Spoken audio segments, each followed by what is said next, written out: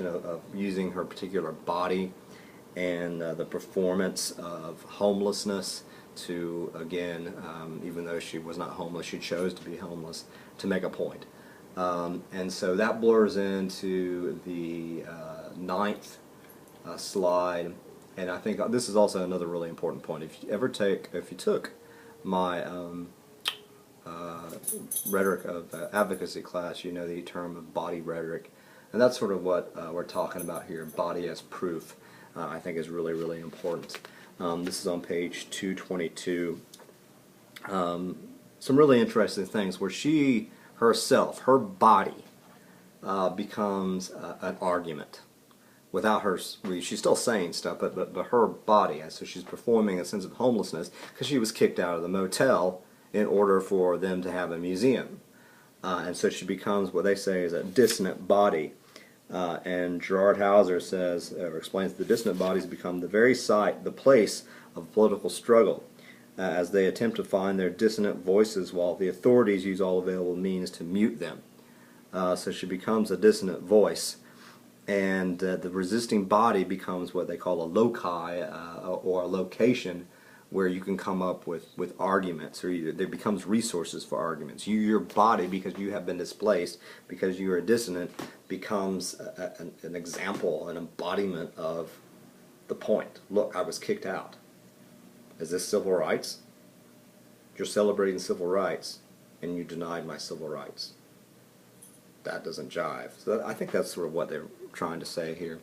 And then the end of this subsection on page 223, I think is pretty interesting.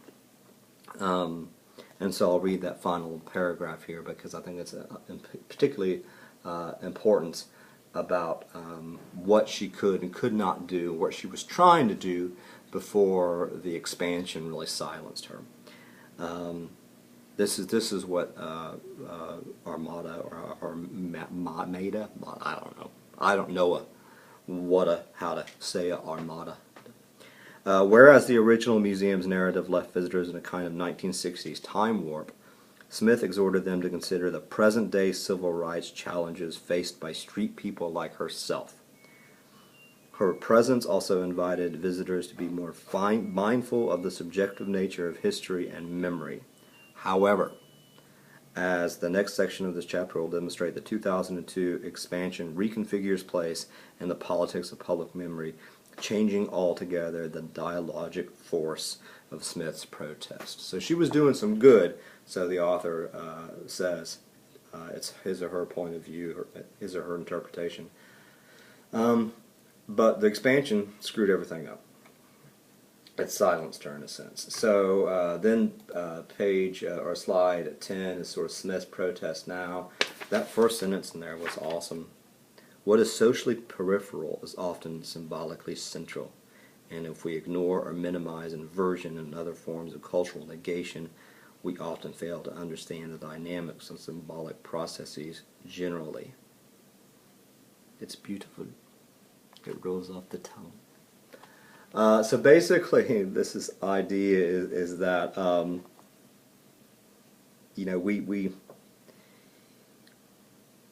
what is not the official is oftentimes more important or interesting or challenging than the middle or the official or the central, and so the entire process of creating this sense of memorial harmony to get her out on the periphery makes it easier, I suppose. It's more harmonic. It's easier. It doesn't challenge us to sort of consider the nuances of how a museum like this that celebrates civil rights could possibly, particularly with the revitalization of that area, displace people of color. It's sort of like we are celebrating getting civil rights, and in the process of celebrating civil rights, we are denying people their civil rights. So there's a lot of this stuff about her relocation silenced her. The whole irony of urban renewal and all that type of stuff, which I just said. It's just like, you know, making things better within this urban setting, but it dislocates people. It's the whole idea of gentrification and everything like that. So Smith was bad for business, because this is, at the end of the day, at least with the way the author says, that perhaps this museum was less interested in the quality, more interested in money, money, money. So what does this mean for folks of color, or bad for business during urban renewal? I mean, it's like it's almost as if people of color or people who are poor, whatever, are always going to be bad for business. So go someplace else, so we can put up make a new parking lot or a plaza, or we could put up a nice Target or a World Market, or a new Applebee's, because Applebee's is really this metaphor for America. Okay, the next slide, 10, the big consequences of Smith's relocation. First, it starts off, and this is sort of the main sort of ending claims that the author is making. First, those who approach the King shrine and balcony of the original museum are no longer confronted with Smith's homeless presence and signs like poverty is violence, and that for years had the potential to badger the conscious and encourage consideration of alternative interpretations of King's legacy. So all of that is sort of gone, and so in a sense, hegemony, or an official view of whatever the National Civil Rights Museum wants you to take away, it wins the day. It becomes the money maker, not an equality maker, as I put it in the slideshow. The next slide, the second sort of big consequence that our author offers, it starts on page 228, and this is what the author here says. 228 is sort of in the middle of the page. Second, the design elements that have replaced the perceptual field formerly dominated by Smith maintain the museum's harmonious civil rights memory while deflecting attention from any challenges to that memory. This is not surprising, given the institution's tendency towards self-preservation. At the balcony, instead of the cognitive dissonance aroused by Smith and the wild, unkept brush that served as her background, the green and ordered Freedom Plaza connotes peace, symmetry, and harmony. They don't want us anymore to sort of think about the irony of displacing people in the process of celebrating civil rights. And so this is the last sentence here, is perhaps the most important of all this stuff. And that is here: standing in stark contrast to the disturbing presence of a homeless black woman living on the street, the clear view of South Main Street reassures visitors that shopping, safety, and the trolley to their hotels are only a few hundred feet away. Freedom Plaza also allows visitors to bypass Smith altogether without ever knowing of her existence. Freedom Plaza enslaved Smith. That's it. Wow. Okay, and then the third big idea here, and I really like this idea. It starts, a third and most ironic silencing of counter-memory demonstrates that the guardians of official culture, too, may use the tactics of the weak to suit their own needs. So basically, what they did here is that one of the things that Smith strategically did was sort of borrow the language of Abernathy in her own stuff. So she had, and we shall see what will become of his dreams, sort of saying that, okay, you displace me. Is that what he wanted? But what they have done is sort of co-opted, as well as she was trying to co-opt the language, they sort of co-opted her strategy, and instead of having that Abernathy quote and the plaque and all that type of stuff as some of the main verbiage that you see. They have now the King Mountaintop speech, which again sort of displaces some of Smith's rhetorical tactics in a sense. So paragraph on page 231, and moves to the top of page 232, I think, are the sort of the most important stuff. With Smith out of the picture, however, museum designers had a fresh canvas on which to depict the past. To the right of Freedom Plaza, a tunnel was created to guide visitors to the expansion house and the Young and Morrow and boarding house buildings. The entrance to the tunnel includes a black metal gate, and that is fashioned out of the prophetic conclusion of King's Mountaintop's speech.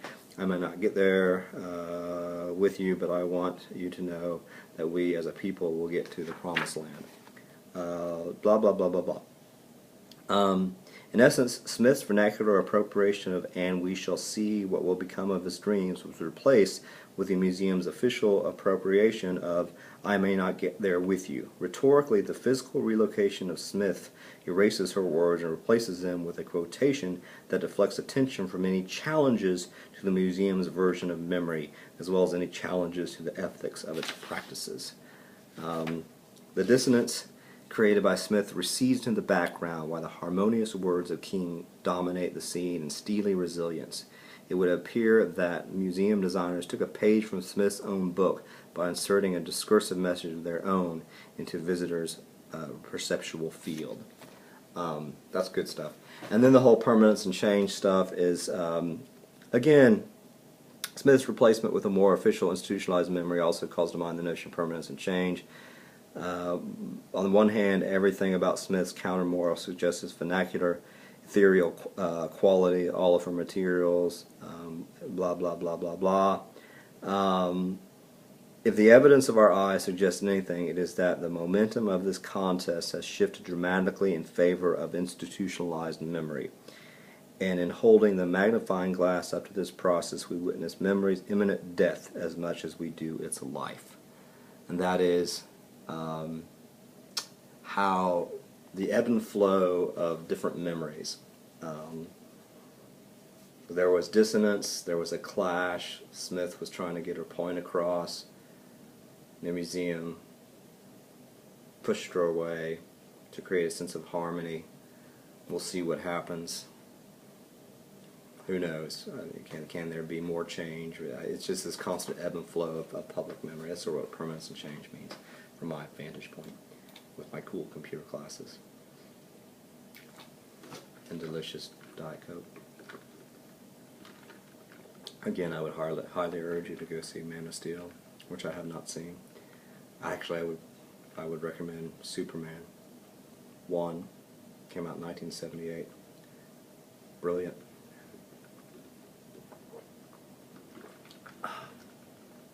Okay, and then the last bit, 14, At In Memory's Wake. And by the way, I really like how this is written. And there's a lot of first few quotes that are really important that I'll sort of let you look at. But this whole idea of issues of forgetting and the bliss of amnesia, enlightened false consciousness, that's some great stuff. Because basically this is the whole point of the whole damn class. What I'm wanting you to do, the whole big takeaway from all this stuff is that, hell, I'll read it because it's so important.